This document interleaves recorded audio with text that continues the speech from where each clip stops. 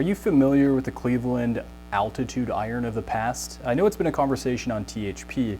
However, we are many years removed from that technology, and Cleveland has continued to adopt change and great new technologies into that hybrid style iron shape.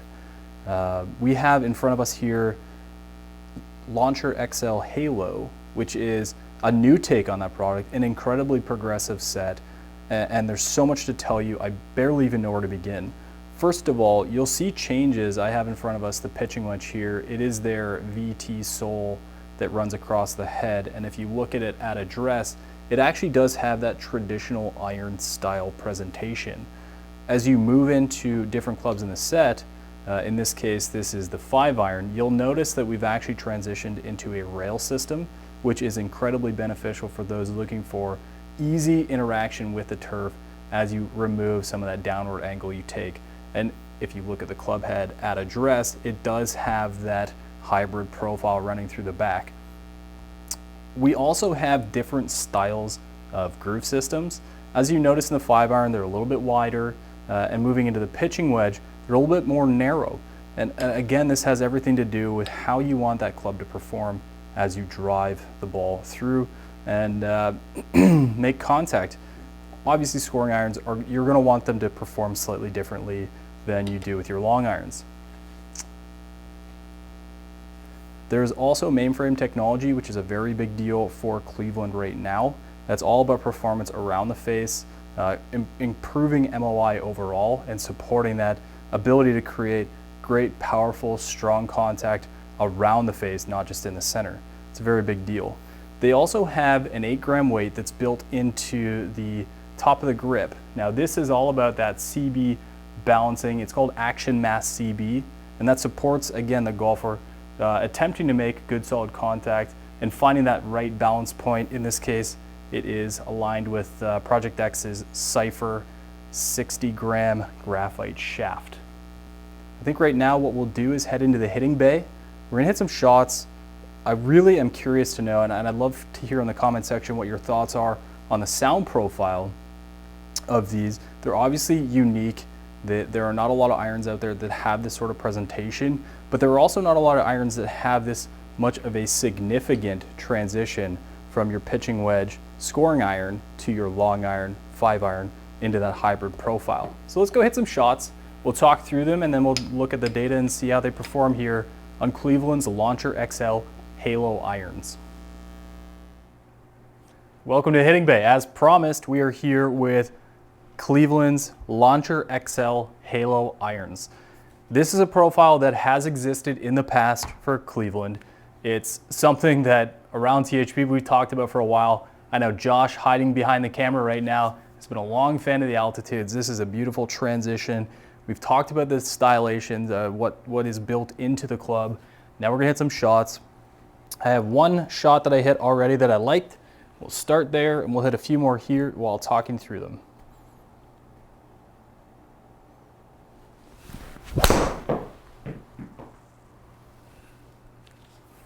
Pretty good strike to start the visual. 135 ball speed off of a 7-iron is a lot of performance built right into the face. There's obviously a lot going on. We've talked about that. I want to focus on things like sound, presentation, and more or less the results we're getting. I know looking down at this iron is different. I think there is a solid group of players out there who will find incredible benefits of playing this more hybrid style iron. That right there, between the amount of material that's hiding behind the head, between these rails that perform through the turf, I can already feel it just sliding through the ball. I really like that. We'll hit another one here.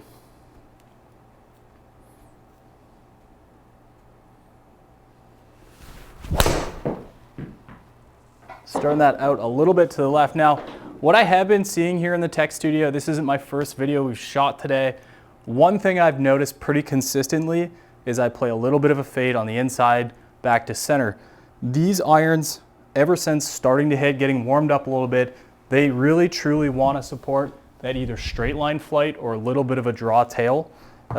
Anyone out there fighting a fade, fighting that inside from left to right thing, this could be the game changer for you. Very interested in me because when I hit that last one, I thought, wow, that's going to come back to the middle. And what we actually found was it went pretty straight on the line that I chose to take with my path, which is just a little bit inside.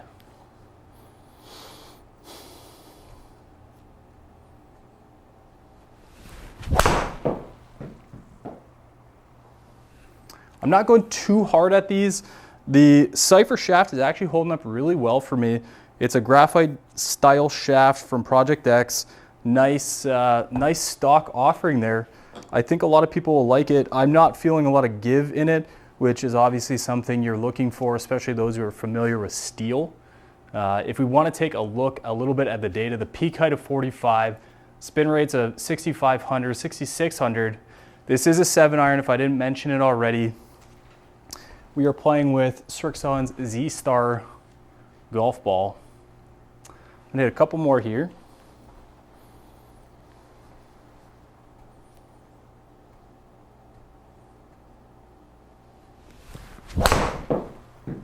Try to turn one a little bit to the right, and I got it. This is a fade off the line. I'm really excited to see that. There is a bit of workability here. It's not an absolute. I think the style is definitely for those people looking for that just pure straight line performance. But as you can see, after hitting a couple left, I was able to make that performance to the right side, which, especially those guys who are maybe in a different set of Cleveland irons and want a little bit more support in the longer irons, still want a little bit of workability. I know we're greedy as golfers. I see a little bit of that here, and that's great. Let's maybe hit one more.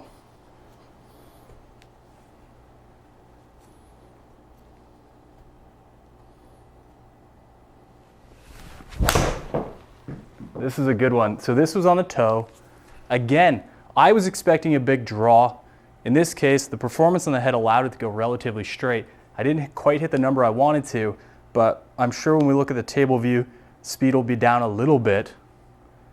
But as you look down line, we're seeing a pretty straight distance. Let's just hit one more. And I'm gonna go after one. I know it might be a throwaway. We'll take it off the chart later, but let's see how greedy we can get from a speed and distance perspective of this Launcher XL Halo iron.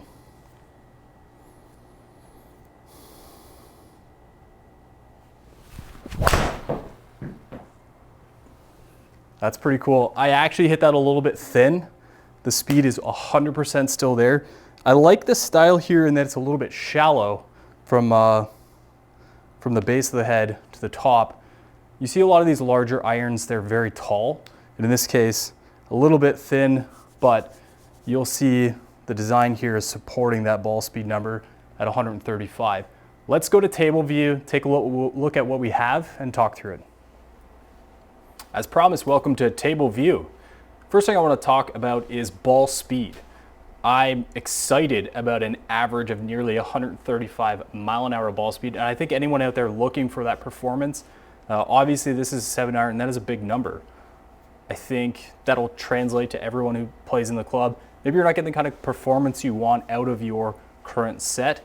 This is where we look to say, how much is this club performing when the ball makes contact with the head? The big story here is in the final shot, which I intentionally went after, and I would argue hit a little bit thinner than the other, 7 or 8 shots I hit. To have that 135 still right there, if anything outperforming some of the others, is shocking to me. I think that's a nice representation of the technology, but we did see a little bit more backspin, which is traditionally what you'd expect on something that's lower on the face of an iron. Back to the backspin conversation, 6,600 RPMs on average. That's more than I'm used to seeing with a 7-iron. So anyone out there concerned that this style and shape would be a little bit low spin for you, I don't think that's the case. I think 6,600 is a great number for a 7-iron. For me, with the descent angle I have here of over 50 degrees, peak height of 44 degrees, we're getting good launch, typical launch for me, which is awesome in a way that I think the ball would perform as it lands. Moving into carry total, not a big deviation with all those different strikes of only 2 yards between the collection. I did eliminate one that I hit fairly poorly. I think that's important to do to see the true deviation because none of us are robots, regardless of what people say. 189 on average with a variance of 2. That's a lot of distance and not a lot of variation. I think overall we saw great numbers here with Cleveland's Launcher XL Halo. I'd love for you to go hit them for yourself. Let us know in the comment section whether these numbers surprised you or whether they're exactly what you suspected because you're a big fan of Cleveland products.